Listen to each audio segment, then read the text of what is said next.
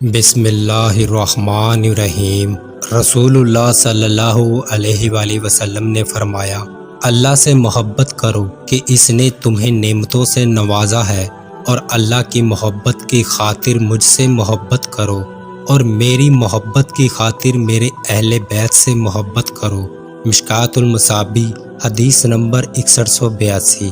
رسول اللہ صلی اللہ علیہ وآلہ وسلم نے فرمایا، نابینا اور کم دیکھنے والے آدمی کو راستہ دکھانا تمہارے لیے صدقہ ہے، پتھر، کانٹا اور ہڈی کو راستے سے ہٹانا تمہارے لیے صدقہ ہے، اپنے ڈول سے اپنے بھائی کے ڈول میں تمہارا پانی ڈالنا تمہارے لیے صدقہ ہے۔ ترمذی حدیث نمبر 1956۔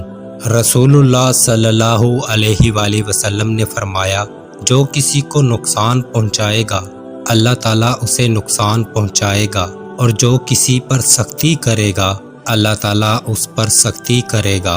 ابن ماجہ حدیث نمبر 2342۔ رسول اللہ صلی اللہ علیہ وآلہ وسلم نے فرمایا، اللہ سے پناہ مانگا کرو آزمائش کی پریشانیوں سے، بدبختی سے، برے وقت، برے خاتمے اور دشمن کے ہنسنے سے۔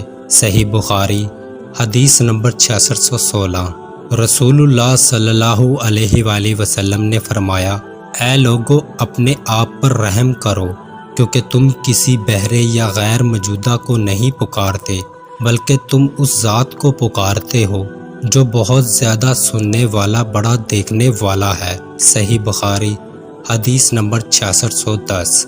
رسول اللہ صلی اللہ علیہ وآلہ وسلم نے فرمایا، اللہ تعالیٰ فرماتا ہے کہ میرے اس مومن بندے کا جس کی میں کوئی عزیز چیز دنیا سے اٹھا لوں اور وہ اس پر ثواب کی نیت سے صبر کر لے، تو اس کا بدلہ میرے یہاں جنت کے سوا اور کچھ نہیں۔ صحیح بخاری حدیث نمبر 6424۔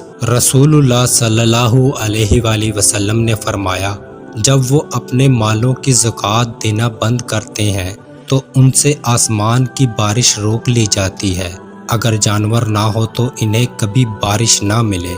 ابن ماجہ حدیث نمبر 4019۔ رسول اللہ صلی اللہ علیہ وآلہ وسلم نے فرمایا، تین باتوں پر میں اللہ کی قسم کھاتا ہوں، صدقہ دینے سے آدمی کا مال کبھی کم نہیں ہوتا، اپنے اوپر ہونے والے ظلم پر کوئی شخص صبر کر لے تو اللہ تعالیٰ اس کی عزت میں اضافہ فرما دیتا ہے، جو آدمی لوگوں کے سامنے ہاتھ پھیلانے لگے اللہ تعالیٰ اس پر غربت کا دروازہ کھول دیتا ہے۔ جامع ترمذی حدیث نمبر 2325۔